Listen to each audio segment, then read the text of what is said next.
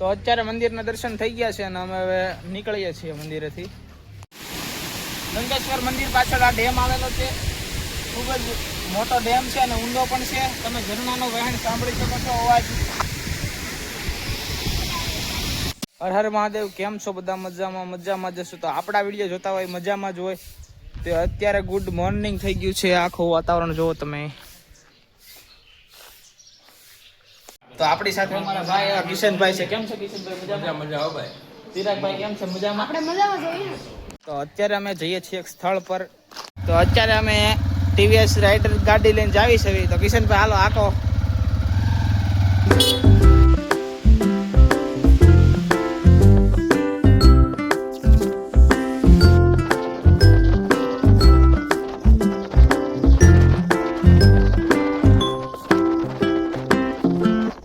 તો અમે થોડીક વાર રેસ્ટ અહીંયા લીધો છે ઠંડા છાયે. તો કેટલા કિલોમીટર આપણે કાપેલું છે અંતર? આપણે અંદાજે 30 કિલોમીટર આવી ગયા.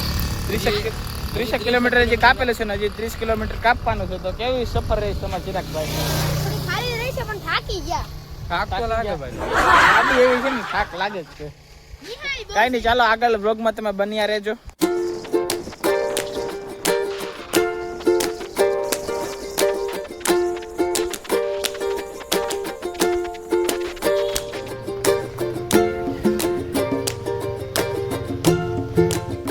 અમે અહીંયા વિજયપડી પૂગવા આવ્યા છે અને આ ચિરાગભાઈ કહે છે મારે ગાડી એકવી છે. તો તમે કોમેન્ટ કરો કે આને ગાડી હકાય કે ન હકાય. હરખા પગે નથી પૂગતા એના. આને હજી ગાડી એકવી છે ને આ હાઈવે રોડ છે.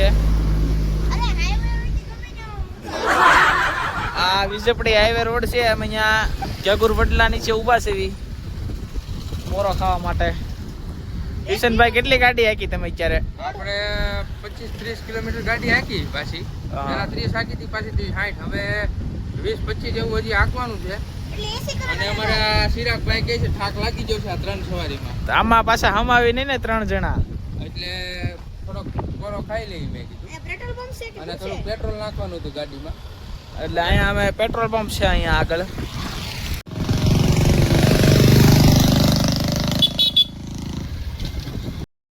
તો મિત્રો મેં તમને આગળ વિડીયોમાં કીધું હતું કે અમે એક સ્થળ પર આવવાના છે. તે સ્થળ આવી ગયું છે. તે સ્થળ હું તમને બતાવું.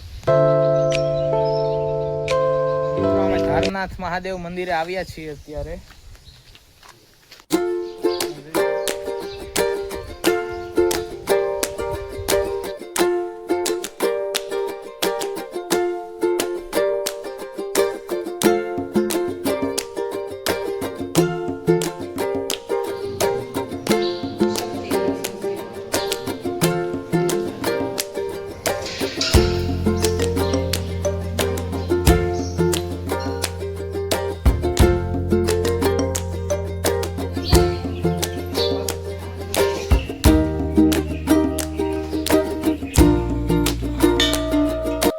તો તમે મંદિરના દર્શન કર્યા. હવે અમે જઈએ છીએ કુંડ તરફ.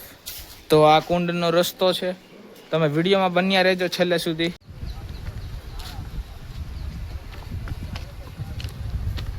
મિત્રો તમે આનો વ્યૂ જુઓ ખાલી. લીલુંછમ.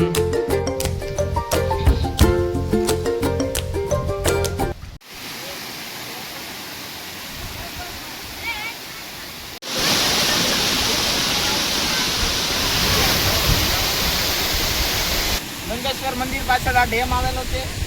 ખૂબ જ મોટો ડેમ છે અને ઊંડો પણ છે. તમે ઝરણાનો વહેણ સાંભળી શકો છો અવાજ.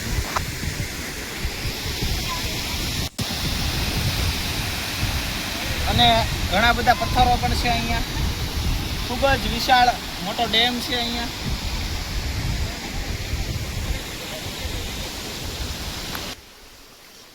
ધારનાથ મહાદેવ મંદિર ધારેશ્વરનો જૂનો ઇતિહાસ છે. આ મંદિરની પાછળ આવેલો એ કુંડ છે. તે એ કુંડ વૈજ્ઞાનિકોએ પણ ધારેશ્વરની પાછળ આવેલો છે. આ કુંડ બતાવો. કુંડ ધારનાથ મંદિર એ ધારેશ્વરનો જૂનો ઇતિહાસ છે. આ મંદિરની પાછળ એ કુંડ છે. તે પણ એ કુંડનો વૈજ્ઞાનિકોએ ખૂબ રહસ્ય બહુ જાણ્યું છે. ઘણા વૈજ્ઞાનિકોએ સંશોધન પણ કર્યું છે. છતાં તે કુંડનું રહસ્ય હજી સુધી કોઈ પણને મળ્યું નથી એવું કહેવામાં આવે છે. અને અહીંયાના લોકો કહે છે કે આ પુરાતન ઇતિહાસ છે. આ કુંભનો મહિમા ખૂબ જ મોટો છે. જય ધારનાથ. અત્યારે મંદિરના દર્શન થઈ ગયા છે અને અમે હવે નીકળીએ છીએ મંદિરેથી. મિત્રો આ સ્પોર્ટ બાઇકનું એક મિત્રો વાતાવરણ એકદમ મસ્ત ચોખ્ખું થઈ ગયું છે, વાદળા થઈ ગયા છે અને અમે હવે ધીમે ધીમે નીકળી ગયા છીએ ઘર તરફ. લીલાછમ ઝાડવા અને બગીચા અને વાતાવરણ પણ એકદમ સુંદર મજાનું થઈ ગયું છે. વાદળા અત્યારે જોરદાર થઈ ગયા છે અને અમે ધીમે ધીમે અત્યારે હવે નીકળીએ છીએ ઘર તરફ. તો મિત્રો અમે ક્યારોના નીકળી જતા પણ હવે ચિરાગભાઈને બહુ થાક લાગે એટલે ઘડીક ઊભા રહ્યા છે રસ્તા ઉપર અને ગાડીને પણ પોરો થઈ જાય. ચિરાગભાઈ ક્યાંક થાકી જશે? બહુ થાકી ગયો, વાત જ કરો. એને થાક બહુ લાગે. મુસાફરી 4 વ્હીલ માં જ કરે જ્યાદા ભાગે તો. આ 2 વ્હીલ માં તો એને કેમ આવવાનું છે? હા, સમજાઈ ગયું. સમજાણું? તોય બાઈક તો સારી હતી, થોડી ભાગતી હતી એટલે વાંધો ન આવે. બરોબર. પણ તો એને આમ 4 વ્હીલ માં પાછું વામીન જેવું થાય અને 2 વ્હીલ માં પાછું થાક લાગે. તો આનું શું કરવું આપણે? એનું કંઈક કરશું ઈ વિચારીને આપણે કહેશું બીજા વ્લોગમાં. હા. તો મિત્રો આ વ્લોગ હવે જાજો થઈ ગયો છે તો હવે વ્લોગને એન્ડ આપવાનો વારો આવ્યો છે. તો તમને વિડીયો ગમ્યો હોય તો લાઈક કરો, શેર કરો અને સબસ્ક્રાઇબ કરવાનું ના ભૂલશો.